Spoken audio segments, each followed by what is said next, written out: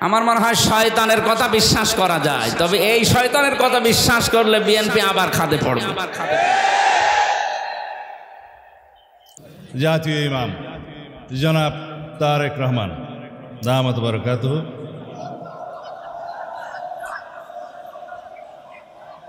হাজিরানে মজলিস ও নাজরিন, এদের মুখে মধু অন্তরে বিষ।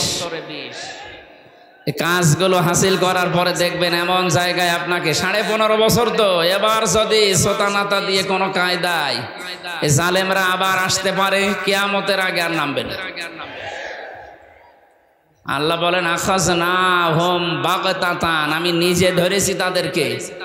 এই জন্য আল্লাহ যখন কোনো জালেমকে ধরে তখন সেকেন্ডও সময় দেয় না। 5 মিনিট সময় ছিল, আল্লাহ বলে না 1 মিনিটও সময় নেই। দুপুরের খাবার খাওয়ারও সময় দেয়। তাহলে এটা কি শুধু ছাত্র জনতা, শুধু আওয়ামী লীগ, বিএনপি, জাতীয় পার্টি, জামাত ইসলাম না, এ দেশের শুধু জনতার দ্বারা হয়নি, এটা আল্লাহ নিজে দেখিয়েছে। আল্লাহকে ধন্যবাদ জানাচ্ছি যিনি একটা জগদ্দল পাথর আমাদের বুকের উপর থেকে নামিয়ে দিয়েছে। আমরা অনেকে মনে করি ছাত্র জনতার আন্দোলনে, না, এটা আল্লাহর নিজের কারিশমা ছিল। সূরা আনামের 44 নম্বর আয়াতে আল্লাহ 1500 বছর আগে জানিয়েছেন 2024 সালে বাংলাদেশ নামক একটা দেশে কিছু জালেম দায়িত্বে থাকবে, তাদেরকে আল্লাহ নামাবে কেমন ভাবে, আল্লাহ এটা নিজে জানিয়েছে।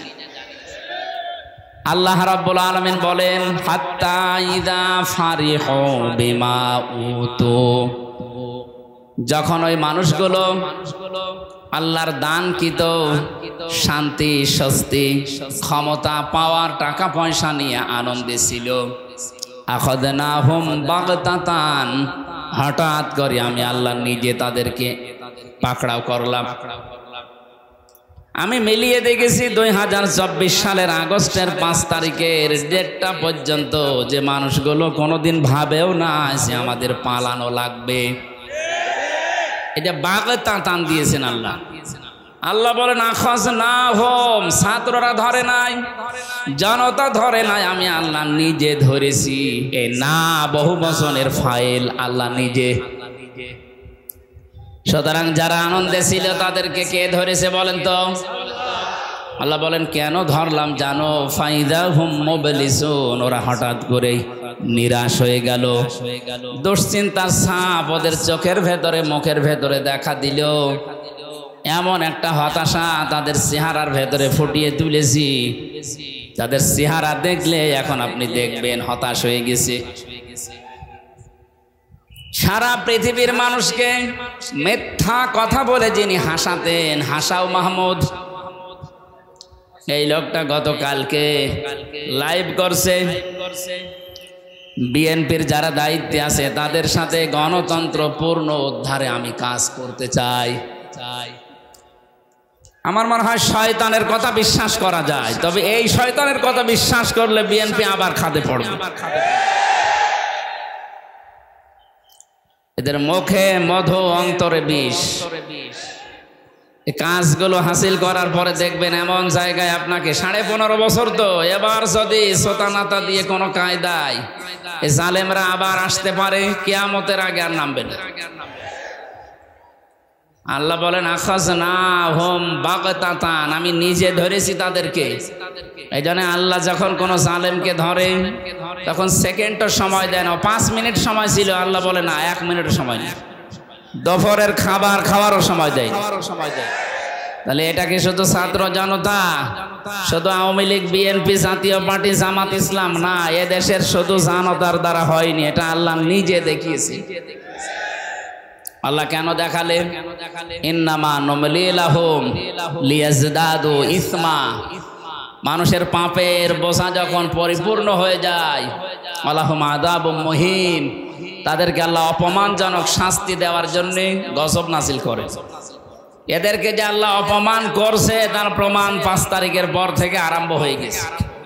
জালেম যেখানেই সেখানে আল্লাহ অপমান করছে। এই যে কালামানিক বিচারপতির নামে একটা কলঙ্ক, এর বেশি উড়ে গেছে, ওর জীবনের সংসার করার কাজ শেষ। আমি শুনলাম নাকি ওর বিসি একটা গেছে, ওর বাকিটাও চলে যাওয়ার দরকার ছিল। শয়তান, ও বিসি দিয়ে কি করবে? কিসের মানিক বিচারপতি? ওর নামে বিচারপতি লাগালে গোনা হবে? কালা মানিক। আমার মনে হয় মানিক শব্দটা ভালো, তো এ নাম ওর দেওয়া ঠিক না। ও আবু সাহেলের মতো এরকম একটা নাম দেওয়া দরকার। সুতরাং একটা স্বাধীন দেশে এখন স্বাধীনভাবে কথা বলার যে পরিবেশ আমরা পেলাম, এ রাজশাহীতে বহুবার এসেছি, এই মানেশ্বরের বাজারে আসতে দেয়নি, ঘুরিয়ে দিয়েছি। যে মানুষগুলো ঘুরিয়ে দিয়েছিলেন তারা মুসলমান দাবি করতেন, অথচ কোরআন জানাচ্ছে যারা কোরআন প্রচারে বাধা দেয় এরা আল্লাহর ভাষায় কাফের। কাফের মারা গেলে জানাজা হয়, কবরে দেওয়া হয়। ওপেন বলছি, যারা এই 15.5 বছরে কোরআনে কারিম বাধা দিয়েছেন সে সেভাবেই দেন। 14 জায়গায় পারমিশনের নাম নিয়ে বাধা দিয়েছেন, হাওয়া অনুষ্ঠান বন্ধ করে দিয়েছেন, আলেমদের মাইক গাড়ি নিয়েছেন। আপনারা মারা গেলে আমি আশা করব এদের যেন জানাজা কবরে না দিয়ে আগুন দিয়ে পুড়িয়ে ফেলা হয়, কারণ ওই এমনিও জাহান্নামে যাবে। আমি আগে থেকে আগুন ধরিয়ে দিই।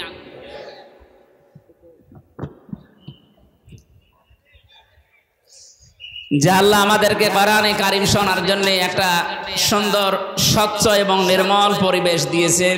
এটা এখন ইবাদত চলছে, আপনি যাই মনে করেন এটা ইবাদত চলছে। কি চলছে বলেন তো?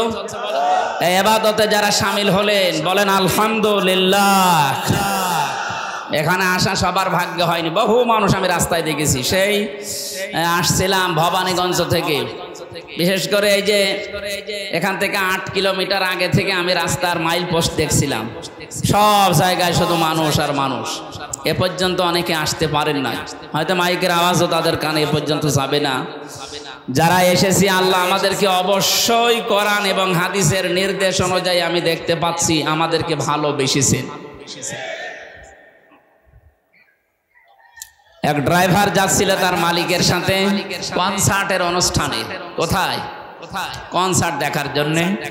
ড্রাইভারটার ভেতরে আল্লাহর ভয় আছে, এই জন্য মালিককে বলছে, স্যার আপনি একটু আমার সময় দেন, আমি একটু ফরজ নামাজটা পড়ে আসি, আজান হয়ে গেছে, হাইয়া আলাস সালাহ হাইয়া আলাল ফালাহ। সফলতা পেতে হইলে এখন আমাকে সেজদা দেওয়া লাগবে। যদিও আমরা অনেক মুসলমান এটা বুঝি না, সফলতা তালাশ করি নামাজ বাদ দিয়ে অন্য জায়গায়। যার জীবনে নামাজ নেই সে সফল হতে পারবেন না। চিন্তা করছে তো আর একটা ঝামেলা আমার ঘাড়ে দিয়ে দিল, আমি তো নিচে নামাজ পড়িই না, আবার এদের নিষেধ করবো, সে তো আর এক ঝামেলা হবে। দুনিয়াদার মানুষ যারা, তাদের কাছে নামাজ একটা ঝামেলাই মনে হয়। কথা বলো না কেন? না, এই কথা ঠিক আছে, নামাজ আসলেও একটা ঝামেলা। কোরআনে কারিম জানিয়েছে ওয়াস্তাঈনু বিস-সাবরি ওয়াস-সালাতি ওয়া ইন্নাহা লাকাবীরাতুন ইল্লা আলাল খাশিঈন। তোমরা সাহায্য চাও আল্লাহর কাছে নামাজ এবং ধৈর্যের দ্বারা। এই পৃথিবীতে নামাজ একটা কঠিন, একটা ভারী বিষয়, কিন্তু তাদের জন্য না যে মানুষগুলো তাদের রবকে ভয় করে চলে। যত কঠিন হোক না কেন, যারা আল্লাহকে ভয় করে মাস্ট বি তারা সময় হলে নামাজ পড়বেই।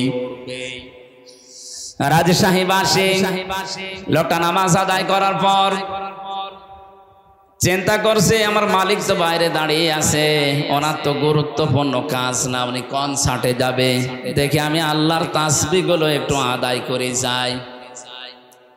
সাহেব বসে চিন্তা করছে এত দেরি হবে কেন, সবাই বেরিয়ে চলে যায়, বেটা করে কি?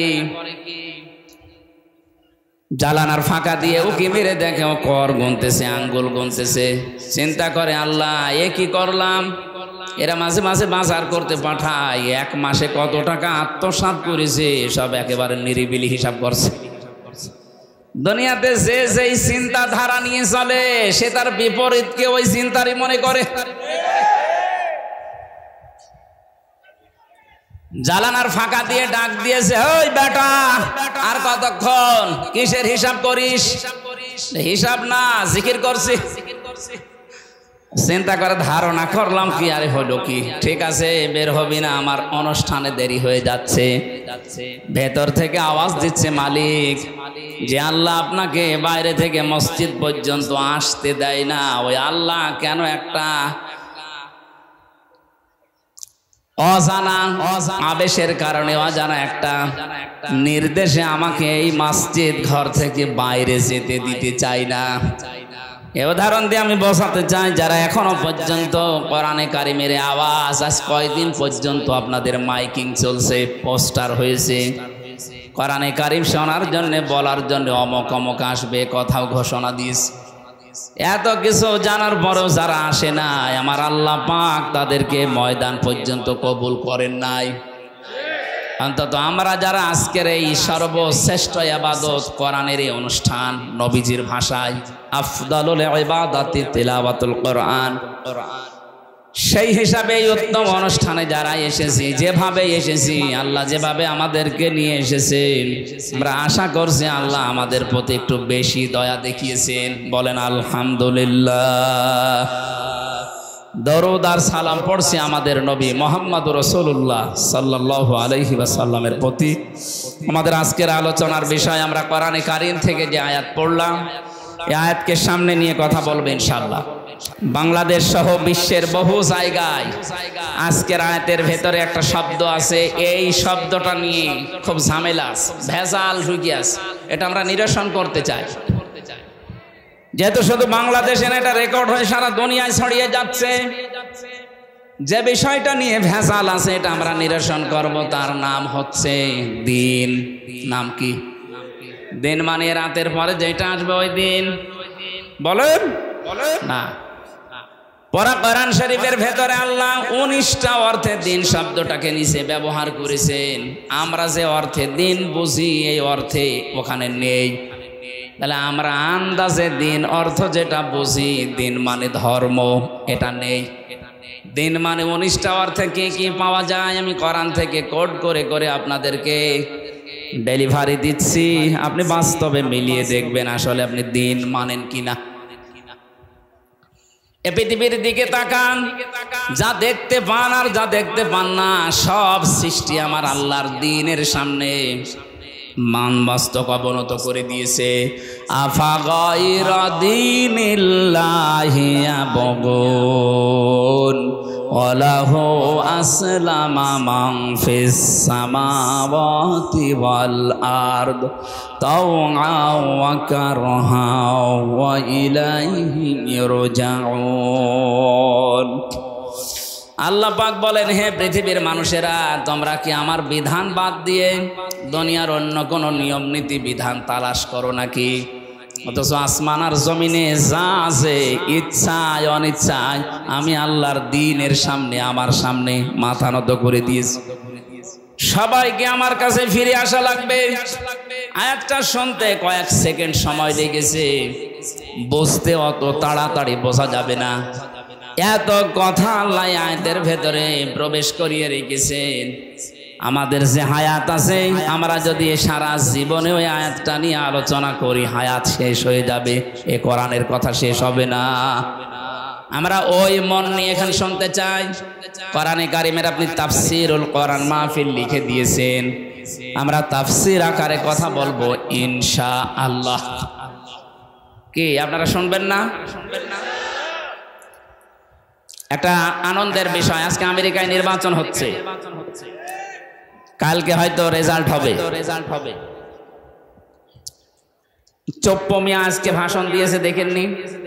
উনি আবার এই জালেমাকে ফের ফিরিয়ে নিয়ে আসার জন্য চেষ্টা চালাচ্ছে। 9 দফা দিয়ে যারা জীবন দিল, 3732 জন অলরেডি জীবন দিয়ে ফেলেছে, 2780 জন অলরেডি হাসপাতালের বেডে কাতরাচ্ছে। তারা এই জালেমাকে আবার ফিরিয়ে নিয়ে আসবেন আর আপনাকে জনগণ ছেড়ে দেবে এমনি এমনি, এরকম ভেবে বসে আছে। এই জন্য চপ্পু মিয়া, আমি আশা করব আপনি যে পজিশনে আছেন ওই জায়গাটার দাম আছে, কিন্তু আপনার মতো মানুষের তো দাম থাকার কথা না। আপনি এই 15.5 বছরে এই জালেমাদের সাহায্য সহযোগিতায় নিজেও লিপ্ত ছিলেন। এই জন্য যে লোকটা জানে যে আমার উপরে যে আছে সে জালেম, জানা শোনার পরে যদি কেউ সাপোর্ট করে সাথে থাকে, নবীজি বলেন সে আমার উম্মত থেকে বের হয়ে যায়।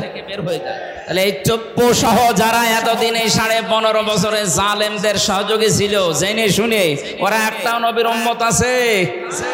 নবীর উম্মতের বাইরে যারা, আপনি যে নামে ডাকতে পারেন ডাকেন, হয় ইহুদি বলেন, খ্রিস্টান বলেন, বৌদ্ধ বলেন, হিন্দু বলেন, যা বলেন বলেন, নবীর উম্মত না হলে সে অন্য কিছু। এক কথা বুঝতেছেন না? এখানে যারা আসলেন আমি একটা আনন্দের বিষয় জানাচ্ছি। আগামীকাল পর্যন্ত যদিও অপেক্ষা করা লাগবে না, রাত 12টার পরে আপনারা খবর পেয়ে যাবেন ইনশাআল্লাহ। আশা করছে আনন্দের কিছু আসবে, যেহেতু জালেমা যিনি পালিয়েছেন তার আবার বন্ধু হয় এই ট্রাম্প। আপনারা সে সরাসরি হোক আর গোপনে হোক বন্ধু হয়। স্বামীর বাড়িতে থাকার পরে যদি কেউ বন্ধুর সাথে খুব বেশি আলোচনায় লিপ্ত হয়, ও স্বামীও ওইরকম। কথা বলে না কেন? উনি এখন বাইরের বিভিন্ন মোড়লদের কাছে ধর্ণা দিচ্ছে বিভিন্ন কায়দায়। এদেশে বিভিন্ন মানুষের কাছে মোবাইল করে না, ফোন রেকর্ড ফাঁস করে, এগুলো সব কিন্তু এদেশের জনগণ এখন বুঝে ফেলেছে। নিজেই কল দেয়, নিজেই রেকর্ড করে, নিজে এডিটিং করে, নিজেই ছেড়ে দেয়। ও মনে করছে দেশের মানুষ এখনো এরকম বোকা আছে। আপনি যদি ডালে ডালে বেড়ান, এদেশের মানুষ এখন পাতায় পাতায় বেড়াচ্ছে। সব বুঝে ফেলি আমরা। কথা বলেন না কেন? উনি এখন ছড়িয়ে বেড়াচ্ছে বিভিন্ন জায়গায় যে আমি নির্বাচিত সরকার, আমাকে উৎখাত করা হয়েছে। এটা ডাহা মিথ্যা কথা। উনি যে নির্বাচিত ছিল এ কথা কুকুরও বিশ্বাস করবে? আপনি কুকুরকে ডেকে জিজ্ঞাসা করেন যে 15.5 বছরে যারা ছিল তারা কি নির্বাচিত না অবৈধ? ও এক বাক্যে যদি কথা বলতে পারে বলবে অবৈধ, আর যদি কথা বলতে পারে না এজন্য দেখবেন হাসবে। কথা বলছে না? আমার মনে হয় শয়তানকেও কেউ জিজ্ঞাসা করলে শয়তানও বলবে না এরা অনির্বাচিত ছিল। কারণ নির্বাচিত হওয়া লাগে যে পদ্ধতিতে, তার নাম হচ্ছে নির্বাচন। 15.5 বছরে তো নির্বাচনই হয়নি, নির্বাচিত হইলেন কি করে? কথা বলেন। 154 জন আপনি আন্দাজে ঘোষণা দিয়ে হয়ে গেলেন, নির্বাচন হয়নি। এরপরে দিনের ভোট রাতে করে ফেললেন। দিনের ভোট যে এরা রাতে করেছে তার প্রমাণ আমি নিজে, আমার সাথে কারাগারে এক ওসি ছিল, আমারে বলছে হুজুর রাত 12:30টার পরে আমার যা লোকজন আছে এদেরকে নিয়ে আমি আল্লাহর নামে ভোট কাটা আরম্ভ করব। হ্যাঁ, আল্লাহর নামে, যেহেতু উনি মুসলমান আল্লাহর নামে আরম্ভ করেছে। ফজরের নামাজ পর্যন্ত এ কাজ শেষ করে বাক্স জমা দিয়ে দিলাম। এবার গোসল করলাম ভালো করে, যেহেতু একটু সমস্যা হয়েছে রাতের বেলা। এই পাপ থেকে মুক্ত হওয়ার জন্য গোসল করে ওযু করে নামাজে দাঁড়ালাম। 2 রাকাত নামাজ আদায় করলাম, শুকরিয়ার নামাজ। এরপরে পড়লাম আস্তাগফিরুল্লাহ। হুজুর আমার এই তওবা কি হয়েছে? আমি তওবার ব্যাখ্যা বলেছিলাম কারাগারে একদিন। আমি বললাম তওবা হয়নি, এটা বাটপারি হয়েছে। কারণ আপনি আল্লাহর কাছে তওবা করছেন কোন কারণে? আপনি কি আল্লাহর কাছে অপরাধ করেছেন? আপনি অপরাধ করেছেন হামজার কাছে। কথা বললেন না? একটা এমপি বানাতে 3.5 লাখ 4 লাখ মানুষ লাগে। আপনি আমাদের রায়গুলো নিজে নিজে দিয়ে নিলেন, আর আপনি এখন তওবা করছেন আল্লাহর কাছে। আল্লাহর কাছে মাফ চাবেন কোন কারণে? আপনি কি আল্লাহর কাছে দোষ করেছেন? দোষ করেছেন আমার কাছে। আমার মতো 4 লাখ হামজার কাছে আগে মাফ চান। আমরা যদি মন থেকে বলি ঠিক আছে, তারপর আপনি মাফ পাবেন। এজন্য এই 15.5 বছরের জুলমের সাথে যারা জড়িত ছিল, সে নির্বাচন বলেন, মিথ্যা মামলা দিয়ে বলেন, যেভাবে এই হয়রানি করেছেন, আপনি এখন আস্তাগফিরুল্লাহ পড়লে, এই হাসাও মাহমুদের মতো মায়া কান্না করলে আপনার মাফ হবে না। আপনার মাফ হওয়ার একটা লাইন আছে, আমি লাইনটা বলছি, দেখেন আপনি পারেন কিনা। কে না বলবো না? আমার মনে হয় এই যে এই লাইন একটু বেশি ডিস্টার্ব হচ্ছে। এরা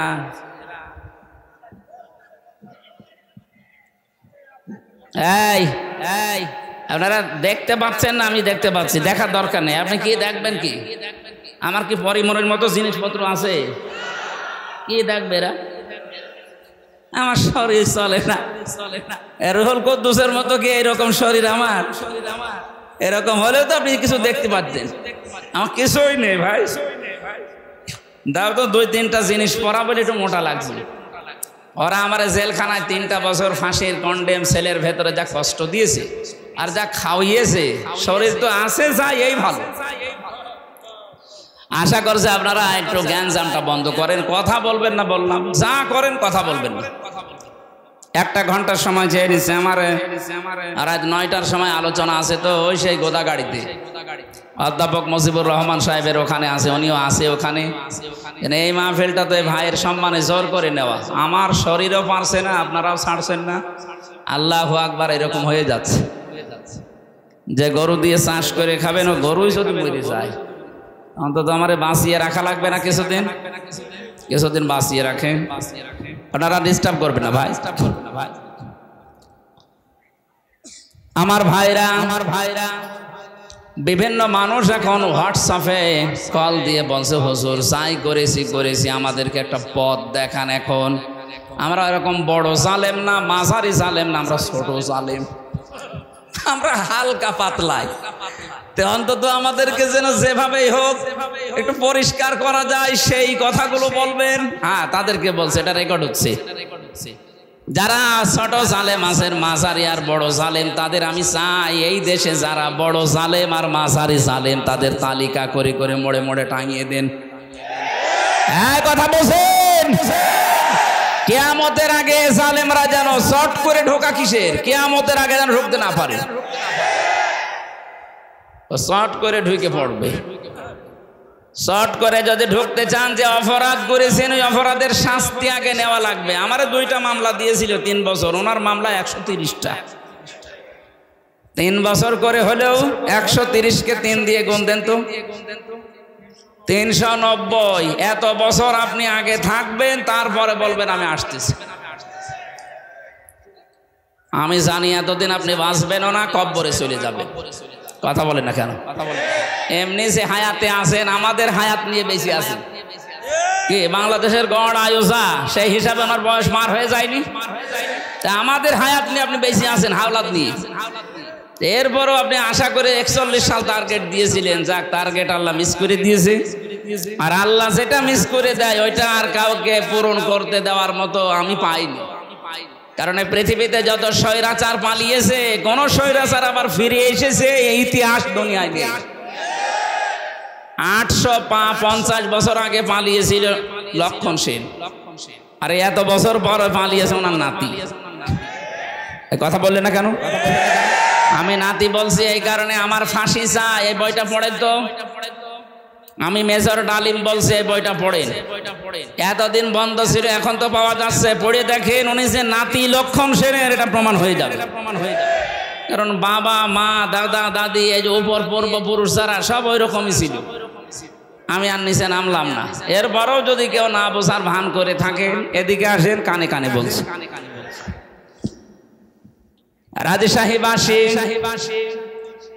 ওনারা যেহেতু ছোট জালেম বলে কল দেয় যে আমাদেরকে আপনারা যেভাবে হোক বাঁচান, আমি বাঁচাতে চাই।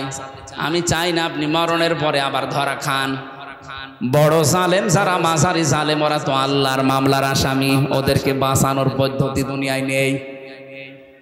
যারা এই 15.5 বছরে জুলুম করেছেন, ভোট দিতে দেননি, মানুষকে রায় দিতে দেননি, তার অধিকার নষ্ট করে দিয়েছেন। এখন যদি আপনি 18 কোটি মানুষ বাংলাদেশে আছে, এদের কাছে মাফ চাইলেন, এরা মাফ করে দিল। তো 15.5 বছরে যারা মারা গেল, আপনি তাদের কাছে মাফ চাবেন কি করে? কথা বলেন না কেন? অত বড় মারাত্মক অপরাধ করে ফেলেছেন বলেন তো। আপনার দুনিয়াও শেষ, আখেরাত তো শেষ হয়েই গেছে। জালেমদের আর কোনো বাঁচার পথ নেই। ছোট জালেমদেরকে আমি এবার আশা জাগাচ্ছি। বিশ্ব নবীর কাছে একজন মহিলা এসে ডাক দিয়ে বলে, হে রাসূল, আমি জেনা করেছি। সত্যি বলছে, আমি জেনা করেছি, আপনি বিচার করেন। নবীজি বললেন, তুমি কি গর্ভবতী? বলে, হ্যাঁ, হয়ে গেছি। তোমার উপর তো এখনই বিচার করা যাবে না, আগে সন্তানটা খালাস হোক। ডেলিভারি হবার পরে সঙ্গে সঙ্গে এসেছে। নবীজি বললেন, এখনই না, অন্তত 2 বছর তোমার স্তনের দুধ পান করবে তোমার এই সন্তানটা, তার অধিকার এটা। আমি দুনিয়ায় মানুষের হক নষ্ট করার জন্য আসি না, এসেছি ভাইয়ের হক ফিরিয়ে দেওয়ার জন্য। মানুষের অধিকার আমি ফিরিয়ে দেওয়ার জন্য দুনিয়ায় এসেছি। এ বাচ্চাটারও অধিকার আছে তোমার স্তনে। ও মুসলমানেরা, সেই নবী ছোট বাচ্চা, তার মায়ের হক যেন নষ্ট না হয়, কত কেয়ারফুল। অথচ আমরা নবীর উম্মত হয়ে যত বড় হচ্ছি তত হক মারার জম হচ্ছে। এখানে কত আল্লাহর ওলি মার্কা বসে আছে, ভাইয়ের জমি ফাঁকি দিয়ে জাল দলিল করে নিজের নামে লিখে নিয়েছে। আমি 16 সালে হজে একবার দেখেছিলাম, আমার সাথে একজন নিজের ছেলের নামে ভালো ভালো সম্পদ, দোকান এবং বাজারে যে সম্পদ আছে সব লিখে দিয়েছে, আর মেয়ের মাথায় হাত দিয়ে বলছে, মা তোর জন্য দোয়া করে দিলাম। এটা নির্ভেজাল টাটকা একটা শয়তান। ওর হজ কবুল হওয়া দূরের কথা, জিদ্দার বিমানবন্দরে আসবে না, শাহজালাল বিমানবন্দর তো দূরের কথা। সম্মানিতা মা বোনেরা, আপনার স্তনে যে দুধ আল্লাহ দিয়েছেন, এটা আজ অনেকে নিজের সন্তানকে দিতে চাচ্ছেন না, নিজের বডি ফিগার নষ্ট হয়ে যাবে এই কারণে। স্বামীকে বলে ডানো আনো, আমাদের পাগল পেয়েছে, এত কষ্ট করে জন্ম দিলাম, এরপরে বলছে ডানো আনো। ডানো এনে করবো কি? তোমাকে আল্লাহ ডানো দেয়নি? যে মেয়েরা নিজের স্তনে দুধ সন্তানকে না দিয়ে জমাট করে রাখেন, বিজ্ঞান এখন প্রমাণ করছে তাদের স্তন ক্যান্সার হবার ঝুঁকি বেশি।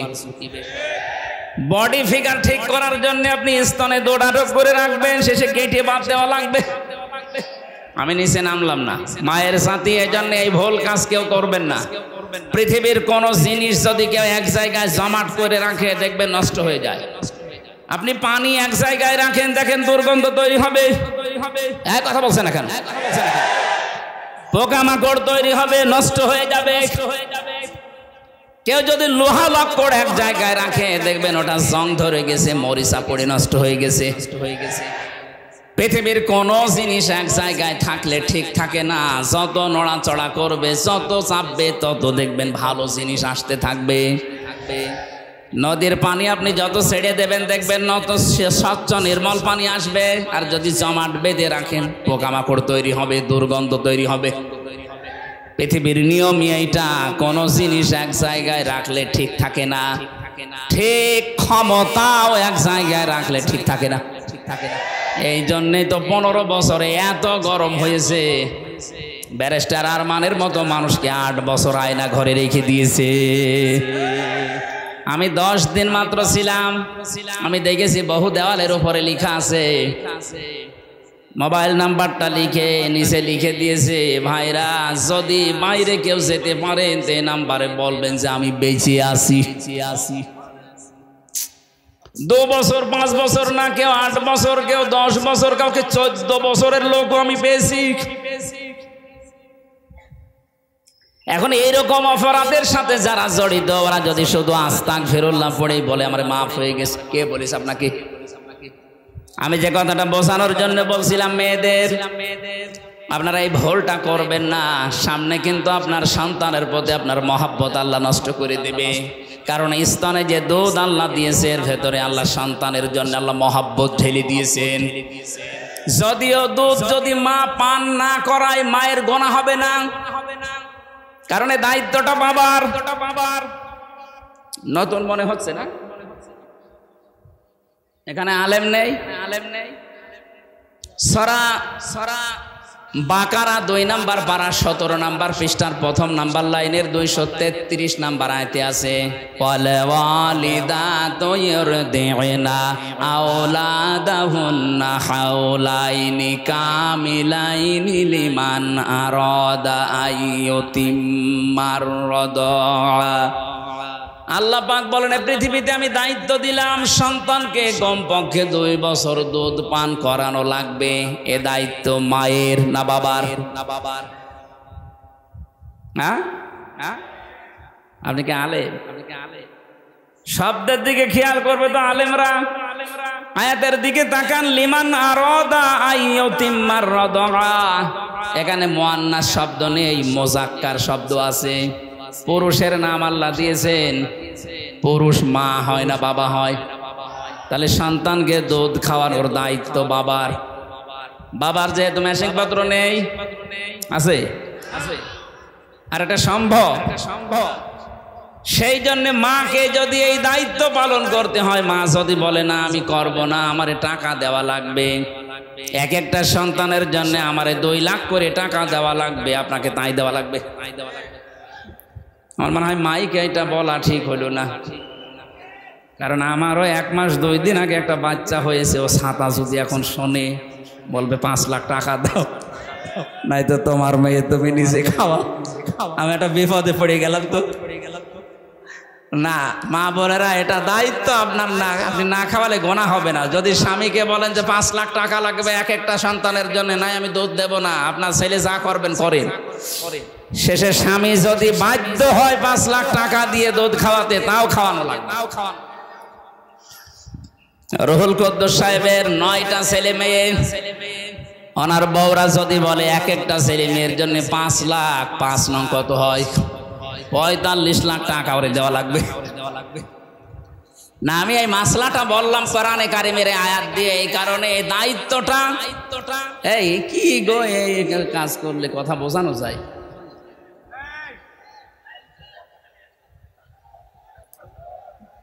প্রত্যেকটা মাহফিলে আমার মনে হয় এই পালিয়ে গেছে যে তার অনুসারী কিছু আছে,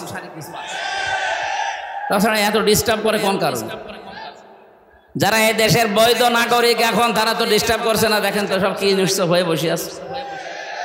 ওরা মনে হয় ওই দলের লোক। এরপরও যদি না থামে, এমন কথা বলবো জীবনে মুখ দেখাতে পারবো না।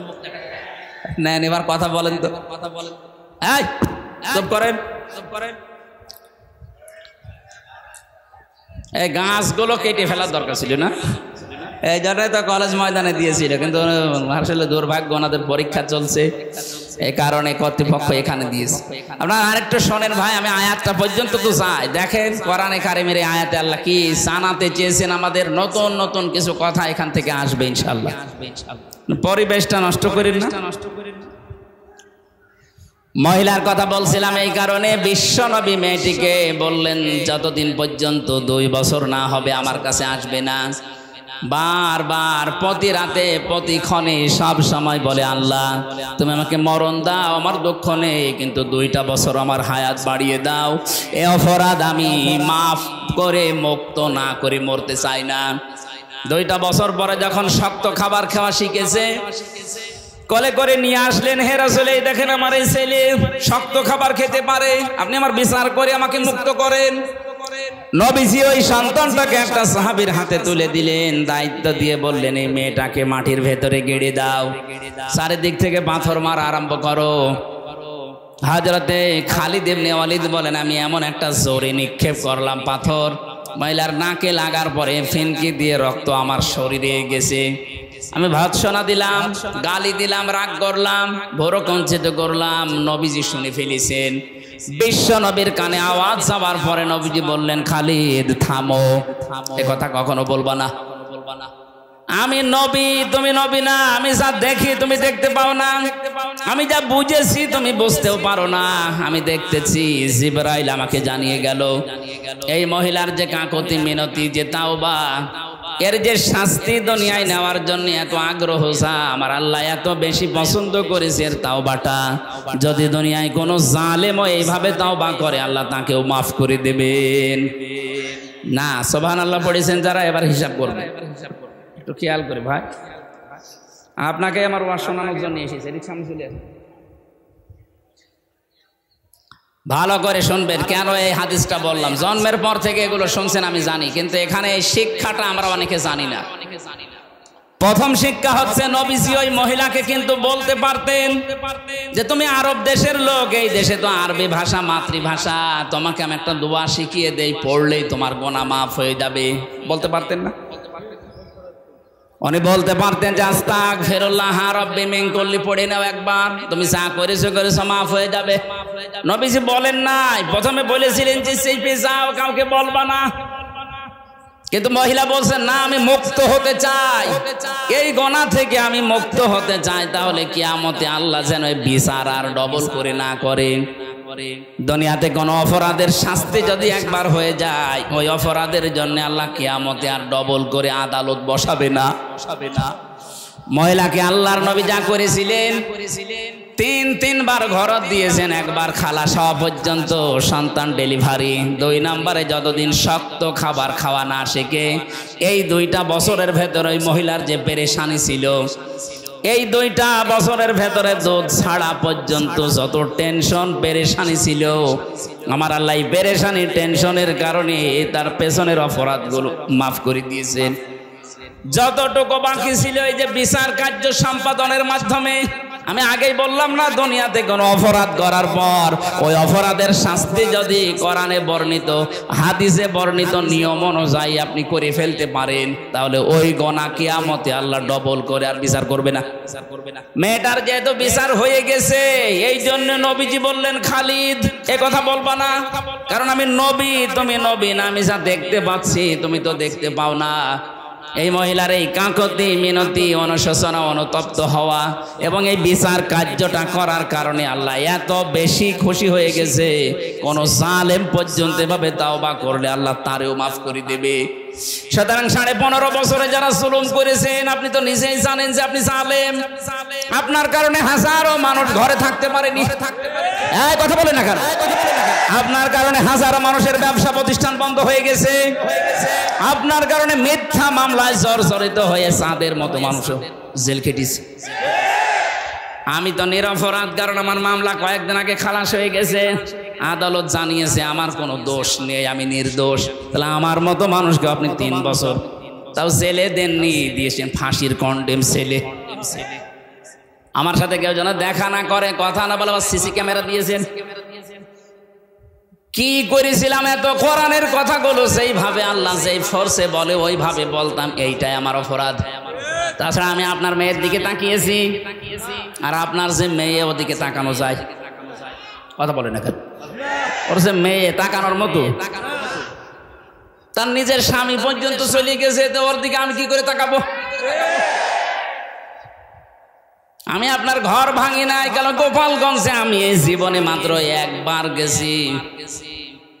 ঘর ভাঙা দূরের কথা, এখন যারা ঘর ভাঙতেছে বিভিন্ন জায়গায়, আমি ওই যে বড় সালেম আর মাঝারি সালেমের কথা বলছি, ছোট সালেমগুলো বাদ দিন, বড় আর মাঝারি সালেমদের আমি আহ্বান জানাবো, এদের এই জায়গায় বসে বসে যেহেতু এদেশের জনগণের বিরুদ্ধে, আলেমদের বিরুদ্ধে ষড়যন্ত্র করত, কৌশল অবলম্বন করত, এখানে দুর্বিসন্ধি চালাতো, যেখানে মুসলমানদের বিরুদ্ধে ষড়যন্ত্র করা হয়, জায়গাটা গজবের জায়গা হয়ে যায়।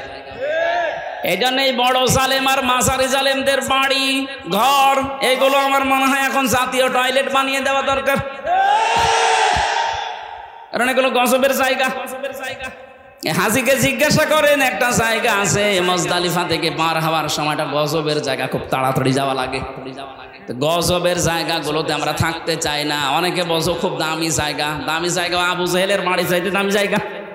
আবু জাহেলের বাড়ি কাবা শরীফের পাশে। আমি কাবা প্রদক্ষিণ করার পরে 7 চক্কর দিলাম, বেশ ভালোই লাগছিল। হঠাৎ উপর দিয়ে ঘুরছি, ওই পাশে পেটে আমার ব্যথা। এক পুলিশকে ডাক দিয়ে বললাম, ইয়া হে ভাই, আমার এতক্ষণ তো ভালোই লাগছিল, এখন আমার পেটে ব্যথা করছে। পুলিশ আমার দিকে তাকিয়ে বলে, ইয়া হাজিউল হজ্জা তাই না বিলাদুকা, হাজি দেশ কোথায়? জি তুমি বাংলাদেশ। বাংলাদেশ থেকে এসেছি। আমার ওনার ভাষা দিয়ে বলছে, আপনি জানেন না এটা কোন জায়গা? মানে না তো, আবু জাহেলের বাড়ি। আপনি এখনো পায়খানা না করে দাঁড়িয়ে আছেন? তাড়াতাড়ি করে পায়খানা করে দেখি আমার পেটের ব্যথা ভালো হয়ে গেছে। আল্লাহ আমাকে জানাতে চাচ্ছে, হামজা এত টাকা খরচ করে আসলে আর ওই শয়তানের মুখে পায়খানা না করে চলে যাবা, তাড়াতাড়ি কর।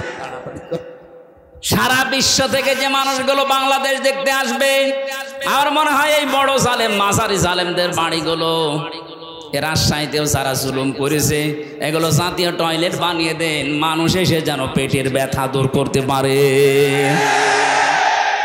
আমি ইঙ্গিত দিলাম, কত দূর গেল আল্লাহ জানে আর আপনি জানেন। এজন্য আমি আপনাকে বাঁচাতে চাচ্ছি। আপনি যদি ওই মহিলার মতো তওবা করতে চান, তাহলে আপনার দ্বারা যেই ক্ষতিগুলো হয়েছে ওই ক্ষতিগুলো আগে পূরণ করেন। আপনার দ্বারা বহু মানুষের ব্যবসা প্রতিষ্ঠান বন্ধ হয়ে গেছে। যত ক্ষতি এই 15.5 বছরে আপনার দ্বারা হলো, ওই টাকাগুলো তারে ফেরত দিন। কথা বলেন না কেন? আপনি গুম করেছিলেন মানুষকে, আপনার ছেলেকে মেয়েকেও গুম করা হবে। আপনি ইলিয়াস আলীকে গুম করে দুনিয়ার মুখ আর দেখতেই দিলেন না, বিদায় করে দিয়েছেন। এটা যে কত বড় মানবতা বিরোধী অপরাধ। ওরা 53 বছর আগের মানবতা বিরোধী অপরাধের বিচার করে, অথচ রিসেন্টলি সবচাইতে বড় মানবতা বিরোধী অপরাধ ইলিয়াস আলী।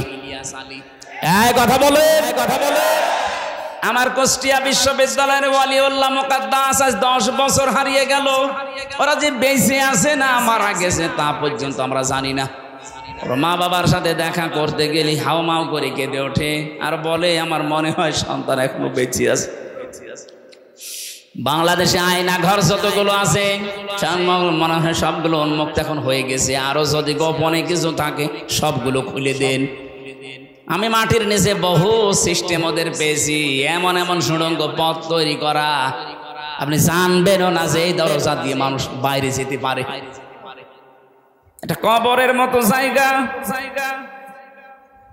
এটা এই অপরাধগুলো যারাই করেছিলেন আপনাকে এই অপরাধ থেকে মুক্ত হওয়ার জন্য মাস্ট বি এই অপরাধের জন্য যে শাস্তি দুনিয়ায় আছে ওইটা আগে নেওয়া লাগবে। ওই মহিলার মতো উনি যেমন চেনার শাস্তি নিয়েছে, আপনি চুরির শাস্তি নেন। চুরির শাস্তি হাত কাটা, কথা বলছে না কেন? আমার মনে হয় এই শাস্তি যদি এখন এই দেশে এখন কার্যকর হয় বহু মানুষের হাত ঝলবে। যারা ডাকাতি করে এক প্রকার ডাকাতি, ওইটা মানুষকে বিনা কারণে ধরিয়ে আবার নিজেই ছাড়িয়ে দেয়, মাঝখানে 5 লাখ টাকা নেয়। আমারে যারা ধরেছিল ওরা নিজেরাই আমারে ছাড়িয়েছে, মাঝখান থেকে আমার বাবার কাছ থেকে 3 বছরে প্রায় 32 লাখের উপরে টাকা খেয়েছে। তাহলে এই টাকাগুলো এখন ফেরত দেবেন। আমার মামলার আয়ু নিয়েছে প্রায় 10 লাখ। ও বলেছে আমরা আর মামলা দেব না, যা বলতে বলছি এই কথাগুলো বলবেন আর টাকা দেন 10 লাখ। বাবা তো গ্রাম্য মানুষ, ও ভয়ের চোটে টাকা 8 লাখ একদিনে দিয়ে দিয়েছে। ও শয়তানরা কথাও রাখে নাই, পরের দিন আবার আর একটা মামলা দিয়েছে। আপনি কথাটা তো রাখতে পারতেন। এই জন্য আমার কাছে যে অপরাধ করেছেন আমি জীবনও আপনাকে মাফ করব না, আগে আমার ওই 32 লাখ টাকা ফেরত দেন। আর আমার মতো 3 বছর ফাঁসির কন্ডেম ছেলে থাকেন মাটির নিচে, যেখানে আপনি উল্টা করে আমার 11 ঘন্টা ঝুলিয়ে রেখেছিলেন আমিও ঝোলাবো আপনাকে। এমনি এমনি ঝুলিয়ে রাখলে তো ভালো, চোখ কালো কাপড় দিয়ে বেঁধে দিয়ে, পায়ের সাথে দিয়েছে ডান্ডা বেড়ি, হাত পেছনে দিয়েছে হ্যান্ডকাফ, মাজায় দড়ি দিয়ে 11 ঘন্টা একেবারে টাঙিয়ে দিয়েছে। আমি 4 রক্ত নামাজ পড়েছি আন্দাজে ইশারায়, জানি না এখন নামাজের সময় কিনা, কি করব? কারণ জিজ্ঞাসা করার মানুষ নেই, মাটির নিচে অন্ধকার ঘর। এগুলো যারা করেছিলেন এই মানুষগুলো এখন বসে আস্তাগফিরুল্লাহ। কিসের আস্তাগফিরুল্লাহ? আপনি কি আল্লাহর কাছে দোষ করেছেন? আস্তাগফিরুল্লাহ পড়ছেন? দোষ করেছেন হামজার কাছে, কথা বলেন না কেন? দোষ করেছেন চাঁদের কাছে। আগে আমাদের কাছে বলা লাগবে, এরপরে আমরা মন থেকে যদি বলে, আমরা মন থেকে বললে হবে না, আমার বউ মাফ করা লাগবে, কারণ তার অধিকার ছিল আমার প্রতি। আমার 2টা মেয়ে মাফ করা লাগবে। হ্যাঁ কথা বলেন। আমার ছোট মেয়েটা এখনো পর্যন্ত আমার চেনে না, 4 বছর হয়ে গেল, ডাক দিলেও কাছে আসতে চায় না। ও মনে করে এরকম হুজুর বহু আসে। কি একটা দুঃখ বলেন তো, হজে নিয়ে গিয়েছিলাম, এই জায়গায় হুজুর আমার সাথে ছিল, আমার কাছে আসতে চায় না। হুজুর জিনিসপত্র কিনে দেয়, খালি ওর কাছে। আর আমার যতটুকু বাস্তবে আমি দেখতে পাচ্ছি এদেশের 18 কোটি মানুষ যদি আপনাকে মাফ করে দেয়, ব্যারিস্টার আর মানের বউ মাফ করবে না। মানুষ 2 দিন 5 দিন 1 বছর 2 বছর থাকতে চায় না, মহিলা 8 বছর জানেও না যে স্বামী বেঁচে আছে কিনা। এই সমস্ত অপরাধ থেকে মুক্ত হতে হলে আপনার দ্বারা যতটুকু যার যে পরিমাণ ক্ষতি হয়েছে ওই ক্ষতি আগে পূরণ করেন, এরপরে আস্তাগফিরুল্লাহ পড়েন।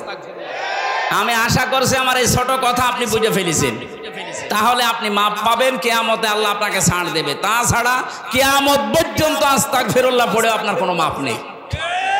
আল্লাহ আমাদেরকে এইভাবে তাওবা করার তৌফিক দিন, বলেন আমিন। আমরা সূরা আলে ইমরানের 83 নাম্বার আয়াতটা পড়েছি। আলোচনার বিষয় বলেছিলাম যে দিন এই শব্দ নিয়ে যেহেতু ভেজাল চলছে, এটা নিরসন করা দরকার। আপনারা করবেন তো? আমি কোরআন থেকে হাদিস থেকে কোট করে যা বলছি এইভাবেই দুনিয়াতে আমাদের মানা লাগবে। আল্লাহুম্মা আমিন, আল্লাহুম্মা আমিন। লা ইলাহা ইল্লা আনতা সুবহানাকা ইন্নী কুনতু মিনাজ জালিমিন। রব্বুল আলামিন, সময় হাতে নেই, এজন্য আমরা পুরো ব্যাখ্যাটা শেষ করতে পারি নাই। যতটুকুই বলেছি আমাদের আমল করার তৌফিক দাও। আজকের বিশাল আয়োজনে যদি খুশি হয়ে থাকো, সওয়াবগুলো নবীজির রওজায় পৌঁছিয়ে দাও। দুনিয়ার মাটির নিচে যারা ঈমান নিয়ে ঘুমিয়ে গেল, আল্লাহ মাফ করে দাও।